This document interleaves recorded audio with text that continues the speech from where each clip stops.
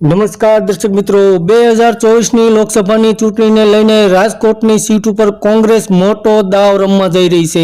તો હાલમાં જ 2024ની લોકસભાની ચૂંટણી માટે રાજકોટની સીટ ઉપર કેન્દ્રીય મંત્રી પરસોત્તમભાઈ રૂપાલાને ભારતીય જનતા પાર્ટીએ ટિકિટ આપી છે, જેને લઈને હાલમાં ભારતીય જનતા પાર્ટીની સામે રાજકોટની સીટ ઉપર લેવા પટેલ સમાજના ઉમેદવારને કોંગ્રેસ ઉતારીને મોટો દાવ રમવા જઈ રહી છે। તો હાલમાં જ તે કોંગ્રેસના ઉમેદવાર અને પરસોત્તમભાઈ રૂપાલાને અમરેલીની સીટ ઉપર ધારાસભાની સીટ ઉપર હરાવનાર અને કોંગ્રેસના મોટા નેતા પરેશ ધાનાણીને કોંગ્રેસ ટિકિટ આપી અને રાજકોટની લોકસભાની સીટ લડાવવા માંગે છે, એવા સમાચારોના માધ્યમથી સમાચાર પ્રાપ્ત થઈ રહ્યા છે। તો હાલમાં જ કોંગ્રેસ રાજકોટની સીટ ઉપર મોટો દાવ રમવા જઈ રહી છે।